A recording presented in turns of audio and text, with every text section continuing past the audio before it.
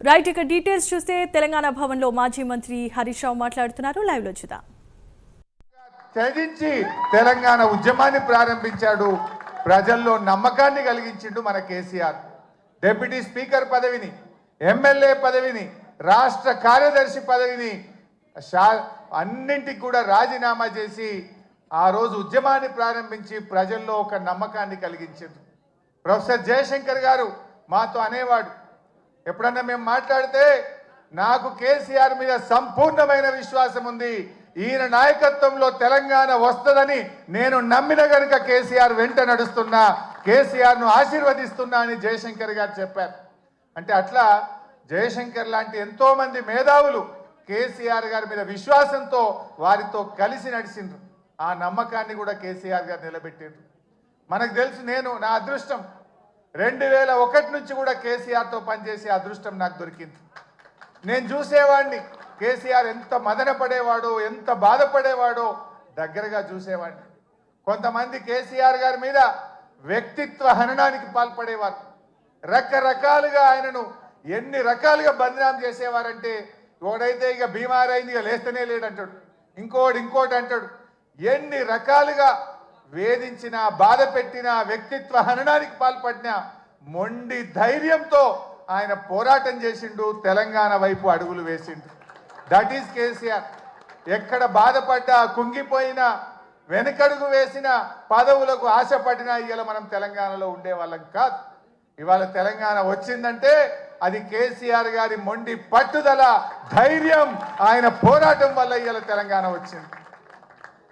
November 29, 2009 ఇది ఇవాళ December 17 ఫిబ్రవరి 17 మనకు ఎంత ముఖ్యమో నవంబర్ 29 కూడా చరిత్ర పుటల్లో అంతే ముఖ్యమైన దినం. ఆనాడు కేసీఆర్ గారు ఇంకా లాభం లేదు, కేసీఆర్ చచ్చుడో తెలంగాణ వచ్చుడో, అయితే తెలంగాణ జైత్రయాత్ర లేదంటే నా శవయాత్ర అని చెప్పి ఆమరణ నిరాహార దీక్ష కూర్చున్నటువంటి నాయకుడు మనం చూసాం. గాంధీజీ గారి సత్యాగ్రహం చూసాం, పొట్టి శ్రీరాములు గారి ఆమరణ దీక్ష చూసాం. మరి నాడు కేసీఆర్ గారు కూడా ఆమరణ నిరాహార దీక్ష కూర్చొని ఢిల్లీ పీఠాన్ని కదిలించి డిసెంబర్ 9, 2009 ప్రకటన వచ్చిందంటే అది కేసీఆర్ గారి దీక్ష ఫలితం అని కూడా మనం గుర్తు చేసుకోవాల్సిన అవసరం ఉంది. నిజంగా ఆయన ఆ రోజు దీక్ష పూనుకోకపోతే ఇవాళ తెలంగాణ ప్రకటన వచ్చేదా? ఎవడెవడో ఏదో మాట్లాడుతున్నాడు. ఆ రోజు చిదంబరం గారు నాకు బాగా గుర్తు, కేటీఆర్ గారు, మా మధుసూనాచారి గారు, జయశంకర్ గారు అందరం కూడా అక్కడే ఉండేవాళ్ళం. చిదంబరం గారు ఫోన్ చేసి ఢిల్లీ నుంచి, కేసీఆర్ గారు దీక్ష విరమించండి, మేము తెలంగాణ ప్రక్రియ ప్రారంభిస్తామన్నారు. మీ మాటలకు మేము మోసపోం, మీరు స్పష్టంగా ఢిల్లీ నుంచి తెలంగాణ రాష్ట్ర ఏర్పాటు ప్రక్రియ ప్రారంభిస్తున్నామని స్పష్టమైన ప్రకటన కేంద్ర ప్రభుత్వం నుంచి చెప్తే తప్ప నా దీక్ష విరమించను అని చెప్పి కేసీఆర్ గారు చెప్పింది. అప్పటికి 11 రోజులైంది. మనిషి ఆ మంచం మీద నుంచి ఒక్కొక్కసారి వణుకుతో దాదాపు హాఫ్ ఫీట్ ఎగురుతూ ఉండే బాడీ, తన కంట్రోల్లో తాను లేదు. కానీ ఆ పట్టుదల మాత్రం సడలేదు. మా కళ్ళల్లో నీళ్లు తిరుగుతున్నాయి, ఎంతో బాధపడ్డాం. కానీ ఆయన మాత్రం కేంద్ర ప్రభుత్వం తరఫున రాష్ట్ర ఏర్పాటు ప్రక్రియ ప్రారంభమైందంటేనే దీక్ష విరమిస్తా అన్నాడు. ఆ రోజు మీరే రాసి పంపండి అంటే జయశంకర్ సారు తన స్వహస్తాలతో తెలంగాణ రాష్ట్ర ఏర్పాటు ప్రక్రియ రాసి ఢిల్లీకి పంపిండు. గదే చిదంబరం గారు ఢిల్లీ నుంచి అనౌన్స్ చేసింది. అది ఆ రకంగా తెలంగాణ తెచ్చుకున్నాం.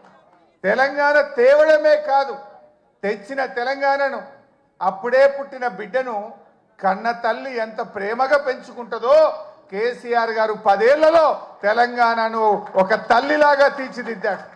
ఒక తల్లిలాగా, ఒక తండ్రిలాగా ఈ తెలంగాణను బంగారు భవిష్యత్తు వైపు అడుగులు వేసింది. ఏ తల్లైనా పుట్టిన బిడ్డను నాకంటే గొప్పగా ఉండాలని, బంగారు భవిష్యత్తు ఉండాలని ప్రతి తల్లి తన కొడుకు కోసం, తన బిడ్డ కోసం తపిస్తుంది. అలా కేసీఆర్ గారు ఈ సాధించిన తెలంగాణను త్రాగునీటిలో, సాగునీటిలో, విద్యుత్ రంగంలో ఏ రంగం తీసుకున్నా ఈ దేశానికి రోల్ మోడల్గా, అన్ని రాష్ట్రాలకు ఒక మోడల్గా, ఒక దిక్సూచిగా తెలంగాణను తయారు చేసింది. కేసీఆర్కు తెలంగాణకున్న బంధం ఇది పేగు బంధం. తల్లి బిడ్డల బంధం కేసీఆర్కు తెలంగాణ ప్రజలకు ఉన్న బంధం. కొంతమంది తెలిసి తెలియక మాట్లాడుతుంటారు, కానీ కేసీఆర్ ప్రతి నిమిషం తెలంగాణ కోసమే ఆలోచించిండు. ఈ మధ్యలో రేవంత్ రెడ్డి